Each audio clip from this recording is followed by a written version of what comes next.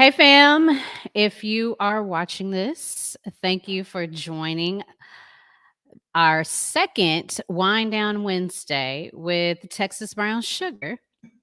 And today we are going to have a wonderful time talking about wine. It's a beginner's guide to drinking wine. If you have questions, please feel free to comment, chat.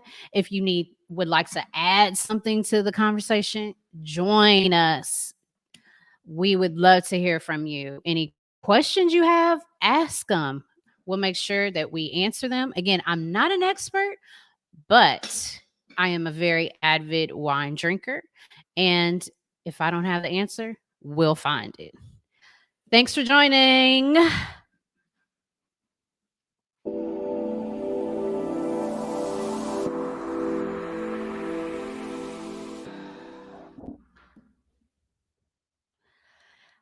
All right, fam.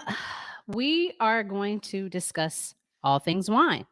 Beginner's Guide to Drinking Wine. So, if you drink wine already, let me know what's your favorite. Is it white? Is it red? Maybe you like a blush. Let me know in the comment section. Also, let me know where you guys are from. I love to see where you guys are from.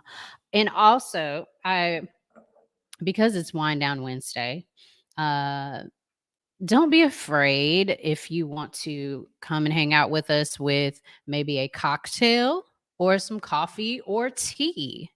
Uh, it doesn't necessarily have to be wine. So I like to always start the live off with a toast. And today I want to toast to the new and beginner wine drinkers. Cheers. Mm, great. So, if you have not watched Wine 101 Part 1, go ahead and check out my website because on my website, you will find um, the part one, where we talk about how to identify your unique palette. And it's very simple. All you do is answer two questions, tally up your palette score, and be able to identify which wine is your preference.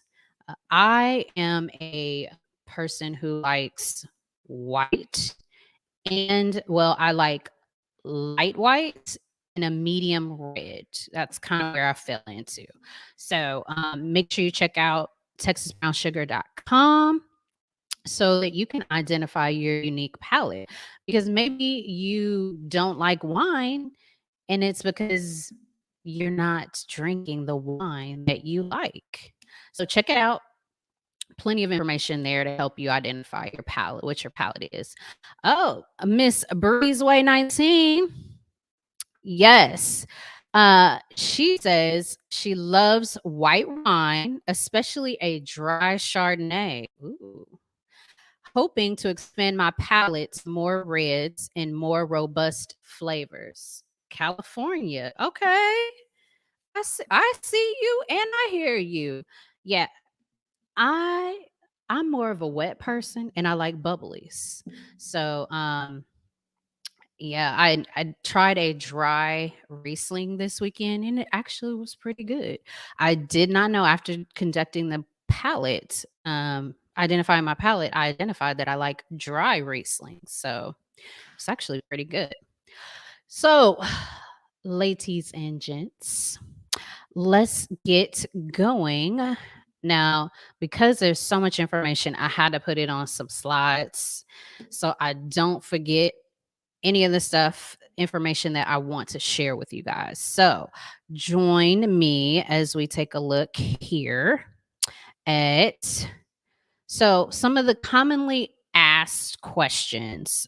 These are some of the questions that I know I myself have asked in the past, or know friends of mine who has asked. So, what is wine made of?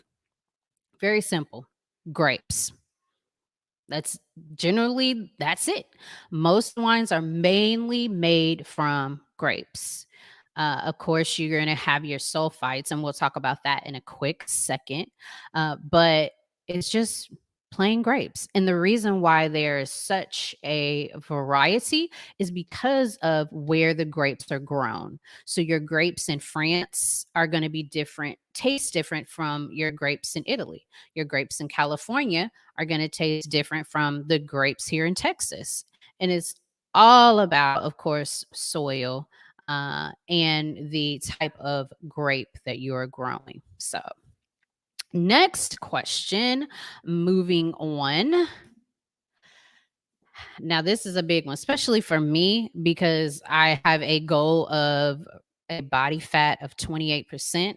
So my trainer is constantly asking about did I meet my calorie count? So, how many calories are in a glass of wine? Well, typically for a 5-ounce glass, your calorie count is going to be anywhere between 110 and 130 calories. It's also that's going to be dependent upon the alcohol content that's there, and if there's anything else that was added to the wine. But yeah, you're typically going to run into 110 to 130 calories. That's for a 5-ounce glass. So what are sulfites? I know a lot of people have heard a lot about sulfites and wonder, okay, why do we have to add that to the wine? Simply put, it's a preservative. Sulfur helps to prevent bacteria and other yeast from growing in your wine because we really don't want that. That basically just makes your wine smell horrible, like vinegar, and taste horrible. So they add the sulfites to help preserve the wine. Another commonly asked question: Do this are the sulfates responsible for giving me a headache? So I did a little research, and what I have found in most white papers that the sulfites are not the uh, reason why you have a headache.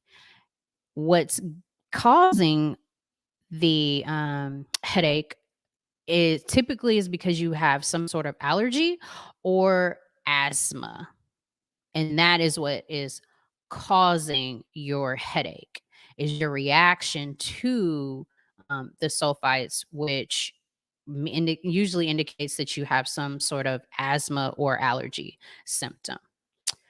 So if that is not what gives me headaches, what in the wine gives me headaches? Most commonly, it's the alcohol in the wine that's giving you a headache. Or if you have allergy or asthma issues, it's the result of the histamine and the tyramine in the wine. Also, if you've been drinking wine all day, it also could be that you are dehydrated. That could cause the headache. So, if you know you usually get headaches, my suggestion to you, if you're, knowing you're going to go out with your girls or you're going to go to a nice dinner, um, ahead of time, either take an antihistamine or take a ibuprofen prior to you drinking wine so you don't have a headache. So what else? Are most wines, the expensive wines, are they the quality wines? That's kind of a tricky question. It's a yes, no. So basically, what you need to do to identify if you're getting a quality wine. One, is it the type of wine that your palate enjoys? First, make sure it is the wine that you enjoy. Then if it is the wine that you enjoy, then yes, price does matter. Um in order for you to get the best return on your investment with the wine, it's suggested that you purchase a bottle of wine anywhere between, and I know this is a wide range, but anywhere between $18 and $45. That it usually lets you know, hey, you're getting a pretty good um, glass of wine. Now, what are some reasons why wines may be more than $50? Um, it's either because they have a history of being consistently good, like branding. Um, a lot of your France and Italy wines are going to be more expensive because they're imported, and there's a history that those are good wines. Or it could be basically like a celebrity cult following, which jacks the price up. And a good example would be 19 Crimes. I love 19 Crimes, but because it has such a huge celebrity following, it's possible that they could increase the price, and that may be the reason why you would have to pay more than $50 that I know of. When I did the recent search, the most expensive wine is a wine out of France. There is this winery that is well known. It's been around for ages. And a bottle of that wine will go from $13,181 with a max price of $48,419. Can you imagine paying $48,000 for a glass of wine? And that's because it's aged. Now, I don't know much about aged wines because that is totally out of my price bracket. But that's also another reason why wines may be more than $50. So, yeah, comment below. I want to know, what is the most expensive wine that you've drunk? I hmm I because it's wine and it's going down my throat, I and coming right back out my body, I probably have spent the most is like $100, and I was cringing on that. Um again, you can get a really nice wine at like $20. Oh. Oh, we got another comment. Hey, Breezeway said aged wine is all about quality. I totally agree. Yeah. Um, I am not an aged wine drinker, but hey, let's put it in existence. I'm gonna get some aged wines one day. So, what what makes a glass of wine something bad? A bad glass of wine, which we really hopefully you won't run into, but it's possible. And you have, I know I have. Really, what makes a glass of wine not as quality as most is that it's boring. The mouth feel, meaning how it feels in your mouth, is really boring because of the lack of acid, or maybe too much acid. Um, it's usually where you'll usually find boring wines is because they have bulk manufactured the wines. And so, although consistency in most cases is great because you know you're going to get what you want, consistency in wine is bad. And that's because it takes out the complexity of the wine when you have it, because wine is all about the aging process, how mature the grapes are. And if you take that away and make everything the same across the board, it's boring. And for example, you will find some of those in a yellowtail. Yellowtails are usually bulk produced, um, and pretty boring. So stay away from the bulk manufactured wines because they are boring. There's really no good mouthfeel. How long can I keep a lovely bottle of wine? And see, I have this problem because no one in this house drinks wine but me. But that also gives me an excuse to invite friends over and help me drink it. But typically, a bottle of wine lasts for 24 hours. Now, if you have a wine preserver, you could potentially extend that a day or two. Now, what you don't want to do is wait for a week. 7 days, I'm sorry, boo boo. You now got cooking wine. You don't have wine anymore. You got cooking wine. So try to drink anywhere between 24 and 48 hours. 48 hours if you have a wine preserver. Oh, Breeze. Yes, ma'am. Ms. Breezeway says she thinks she's the most she spent was 200 on a bottle. Okay, girl, I'll see you. Look, I need to come drink with you. Maybe we need to go hang out in Napa. Let's, we need to do a field trip to Napa. Yes, that's what I want. Um, how should you open up a bottle of wine? Okay, this is tricky. So I don't have your typical cork screw. Uh, I there's a lot of them on the market. This is the one that I have. Um, and then also, I've not invested, but I've thought about investing. They also have automatic wine openers on the market where you simply press a button and it uncorks the wine for you. But typically, you just want to take your bottle and you want to grip. Well, first of all, you need to tear.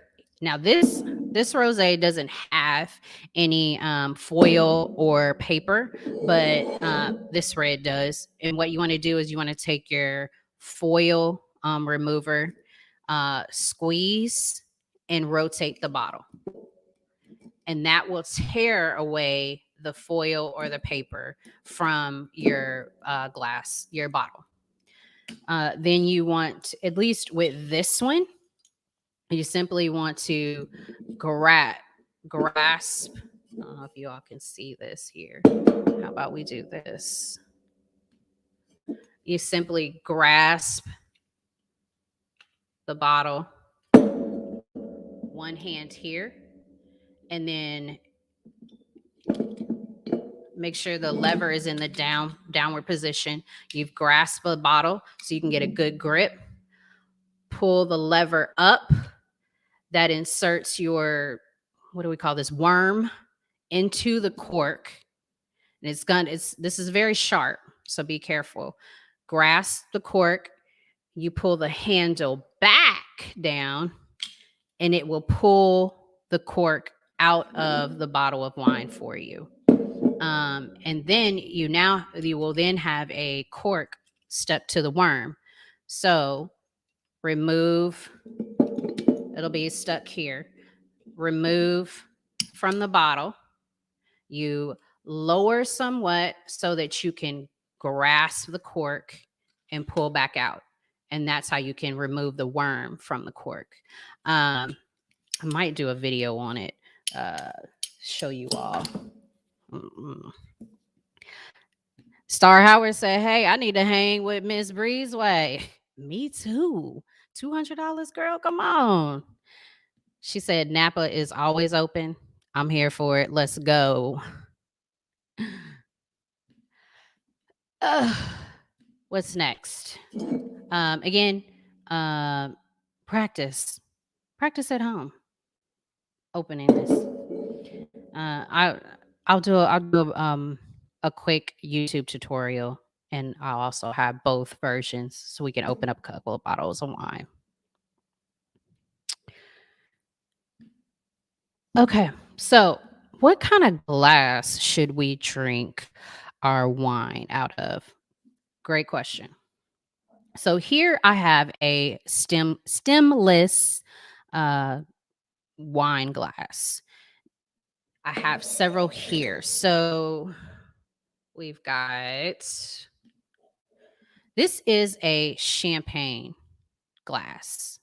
Um, And also, you can use this for your bubbly wines. I don't know if you know, it's not called champagne unless it is produced in France, Champagne, France. So outside of that, it's considered a sparkling wine.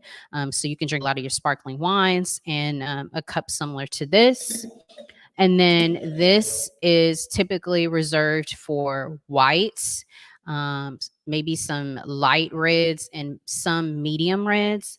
And then this glass is typically reserved for your more robust red wines. And the reason why these glasses, whether they be stemless or not, are curved the way that they are, is because you are creating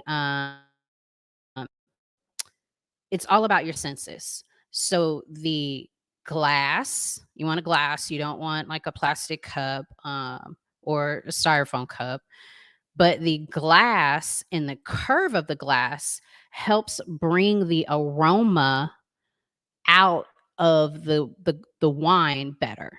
Now, I haven't done this myself, but I was told that you should do a quick experiment where you put some in a mason jar, you put some in a wine glass, you put some in like a plastic cup, and do a sniff test. And if you do the experiment is supposed to show you that the wine glass helps produce the best aroma of the wine. And as you know, we are people whose senses are very heightened as humans. And so the smell of the wine helps um, and make the wine more enjoyable. It's not only about the taste, but it's also about the smell. And so that is why the wine glasses are curved, and you have different wine glasses. And again, you with this one, most people will say, oh, it's just white. No, you can do your light reds and some medium reds. It just depends on how robust um your wine is. And so I don't know if you can see the difference, but there's a clear difference in how they're curved. So those are the different wine glasses and why you should use them, because it's all about the aroma and being able to have a great experience. It makes enhances the experience. That's what I want to say. The wine glasses enhances the experience. Going on to our next one, and please, if I'm going too fast, ask a question. Come on, comment, let me know.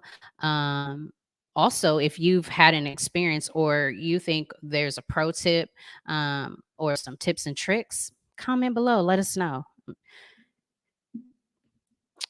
So, what temperature is best for serving wine? I don't know if in most cases, Uh, your whites are usually served too cold. Most people serve their whites too cold. So, what you want to do is store your wines in a cool closet or pantry. If you don't have a wine fridge, I don't have one. So I keep mine in my pantry. It's pretty cool in there. Reds, if you have a wine fridge, you want to keep your reds anywhere between 62 degrees and 72, and your whites between 55 and 65. And in order to have the optimal experience with your wine, if you know you're going to have dinner wine with your dinner, or you have your girlfriends coming over, or you're having a party, you want to put your reds in the refrigerator 30 minutes before you serve. You want to put your whites 2 hours ahead of the dinner party in the fridge. So put the whites in the fridge 2 hours before and the reds in the fridge only 30 minutes. This is the optimal, it will get you in the range you need to have the best experience with your wine. Again, 30 minutes for red and 2 hours for white. Is And I learned this maybe about a couple of years ago, because I just kept my whites in the fridge, had it on deck. But for optimal whites, put it in 2 hours before in the fridge, and the reds 30 minutes in the fridge. Again, most of the time you're probably drinking your whites way too cold.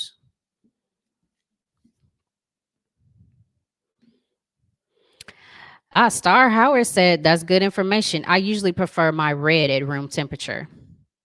And yes, and again, it's all about your preference. If you don't like your reds cold, keep it at room temperature. It's all about how you like to enjoy your wine, and it's all about your palate.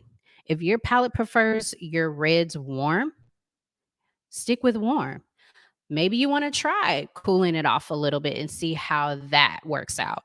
But try. The only way you can find out if you really like something is if you try it. It's not gonna hurt. But yeah, if you know you prefer room temperature, keep it at room temperature, right? How should I taste my wine? Okay, I saved this for the last because this is what hopefully you all will be able to take and make your wine experience much better.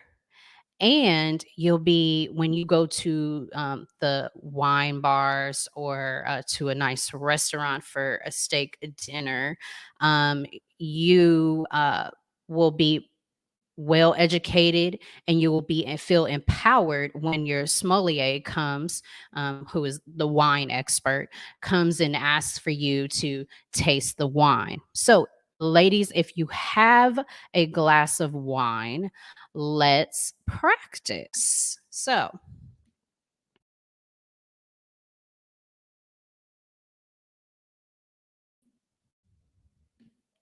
all right, so what you want to do first is you want to swirl. I know you've probably seen people in the movies doing this, and you may not know why. What this does is it shakes and wakes up your wine. It's just waking it up, saying, "Hey, I need you to do your thing. I need you to be at your best so I can get this aroma." So what you're doing is you're waking up the wine so you can get the aroma. You want to swirl and you want to sniff. You want to, what are you smelling? You may like yesterday, the wine out of my wine advent. We go live on Instagram. Every day is a countdown to Black History Month, and we have a wine advent.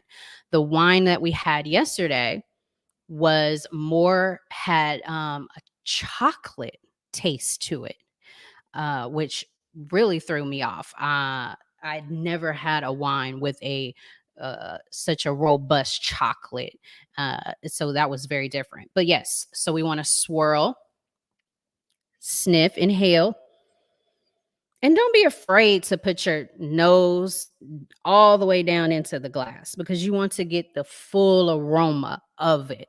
Now let's hopefully your nose is clean. You're not dropping nothing up in there. Okay. You wanna smell it. What are you smelling? Is it woodsy? Is it kinda like coffee? Chocolate? Maybe some strawberries. I know there's some strawberry wine out there. Is it more floral? And just sip. So you swirl, sniff, and the next thing you want to do is sip. And when we get ready to sip, you want to put have the wine sit in your mouth, and you want it to coat your entire mouth, tongue, inside of your cheeks, the top of the mouth. Um, let the whole wine sit and coat your entire mouth. What you're doing here is you're getting the mouth feel. You're trying to figure out, is it light like water? Is it more mouth feel like milk? Maybe it more of a mouth feel like coffee. Um, so coat your mouth and just identify what you're feeling. Coffee, milk, water. Coffee, milk, water. Then, in order for you to be able to fully enjoy and grasp how it tastes, don't choke when you do this, but as it's sitting in your mouth and it's coated your whole mouth, you want to breathe in and then swallow. Once it's in your mouth and coated and you're breathing in, that's allowing more oxygen in, and it will enhance your taste of the wine. And then swallow. And that will also help enhance the wine as it goes to the back of your throat. So let's practice. Okay, swirl, sniff, and taste.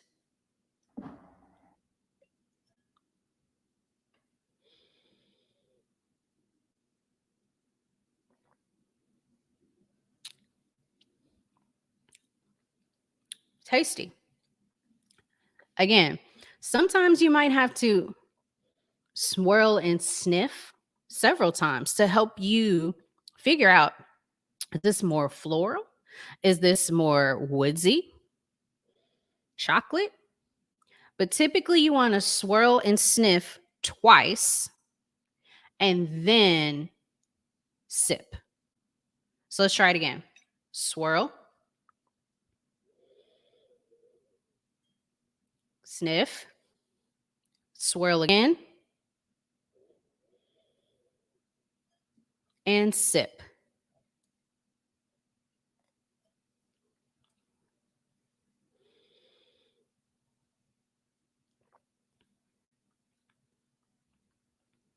Nice.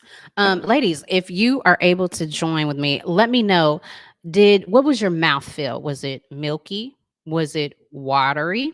Or was it coffee like? Mine was more milky.